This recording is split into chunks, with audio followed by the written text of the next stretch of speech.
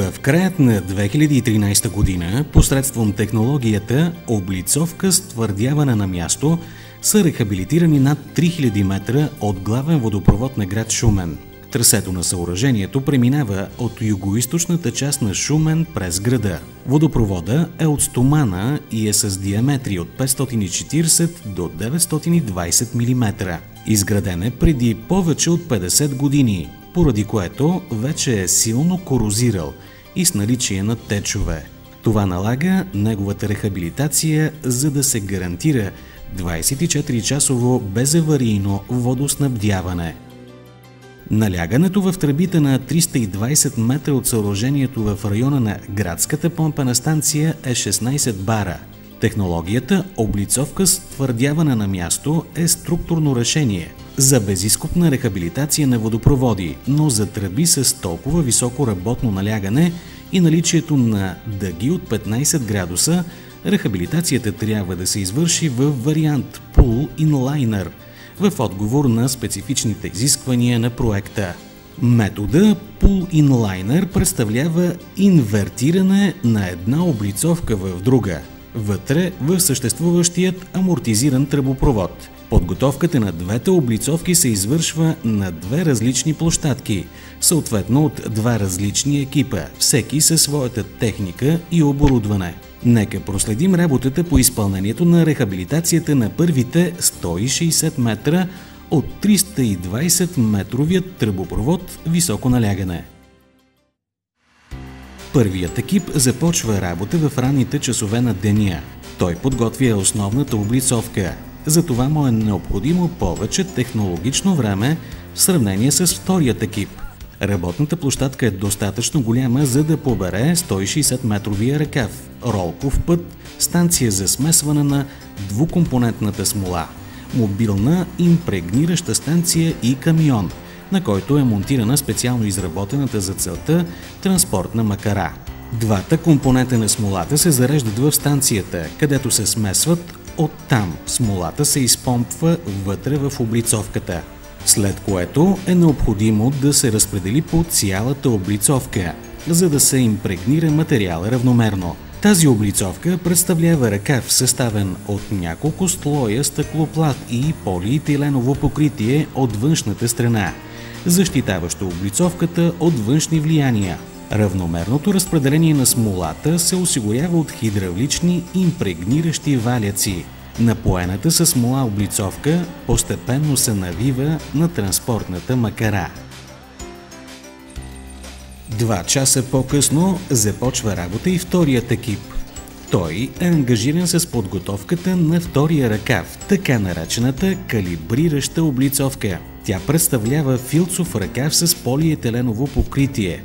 За неговото напояване със смола ще е необходимо почти 3 пъти по-малко количество смола от тази необходима за основния ръкав. Затова и смесването на двата компонента на смолата тук се извършва механично.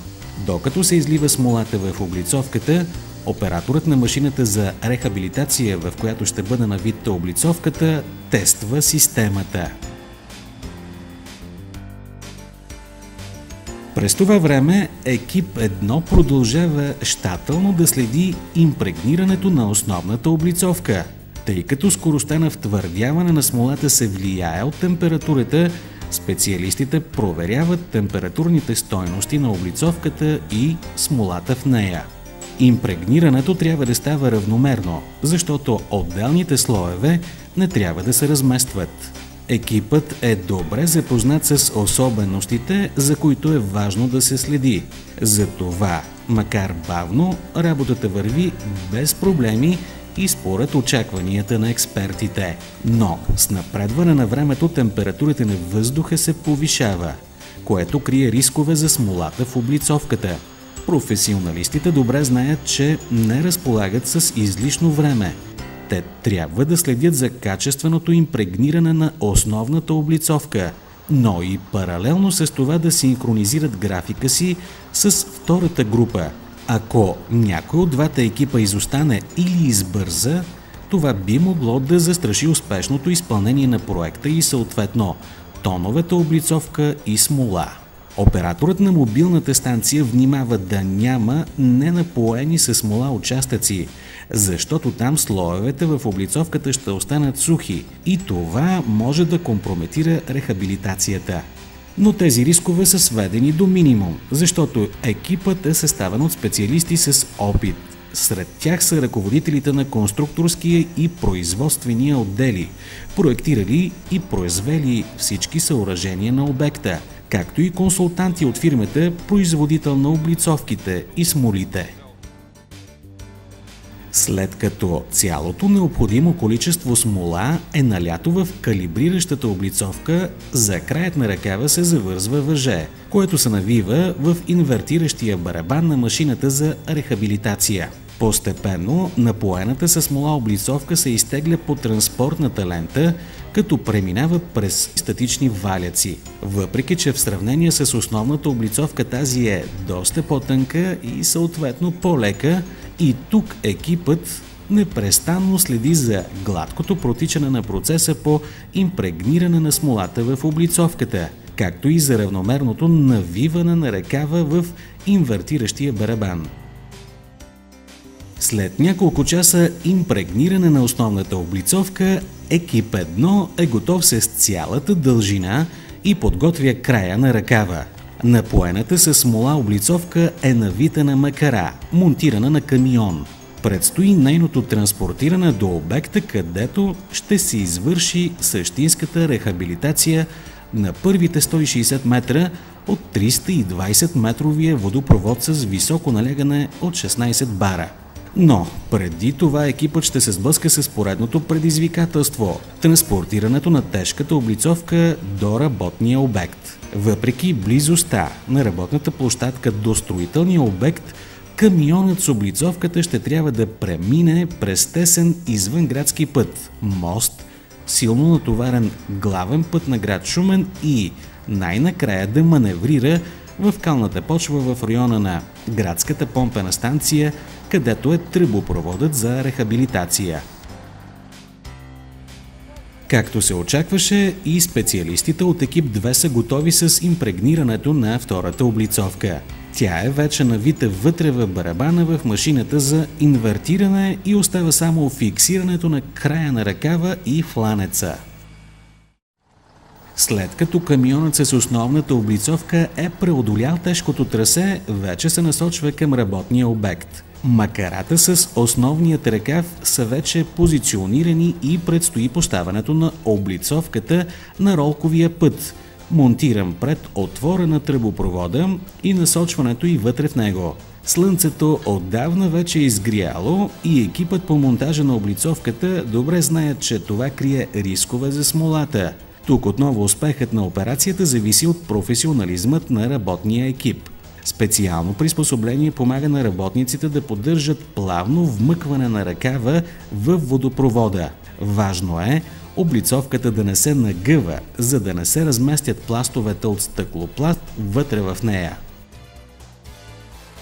През това време от другата страна на тръбопровода част от екипа изтегля облицовката с хидравлична лебедка с регулируемо усилие до 10 тона и регулируема скорост на тегляне. Това е необходимо, за да се избегне опасността от повреда на облицовката, независимо от голямата дължина на участъка, наличието на коляно от 15 градуса и голямото тегло на самата облицовка. Когато и последният метър от основната облицовка е изтеглен в тръбата, камионът с макарата освобождава мястото за машината с инвертиращия съд. Инвертиращия съд на тази машина е с обем от 8050 литра и работно налягане до 4 бара. Той може да побере облицовка с диаметър до 1000 мм и дължина до 400 метра, но с доста по-малка дебелина. Сега екипът от специалисти ще постави предпазен ръкав от инвертиращия съд до входа на тръбата, за да осигури допълнителна здравина на основния ръкав за разстоянието извън тръбопровода. Чрез парогенератор, намиращ се в машината, се подава въздух под налягане, който постепенно започва да изпълва ръкава, като едновременно с това го обръща наопаки. При инвертирането, импрегнирания с епоксидна смола филц вече е от външната страна на облицовката, а изолиращият полиетиленов слой от вътрешната. Следва инсталирането му в основния ръкав. Калибриращата облицовка изпъва основната по стените на старата тръба. Слоевете стъклопласт на двете облицовки се запечатват между вътрешното и външно полиетиленово покритие на основния и калибриращия ръкави, импрегнирани с една и съща епоксидна смола. Калибриращия ръкав позиционира основния в старата тръба и посредством вкарване на пара за около 10 часа двете облицовки ще се втвърдят и така ще образуват нова самостоятелна тръба. Благодарение на полиетиленовото покритие от вътрешната страна на новата тръба се формира гладка повърхност. В резултат на това се елиминират течовете, подобрява се проводимостта на тръбопровода, т.е. се възстановява функционалността на съоръжението за следващите 50 години.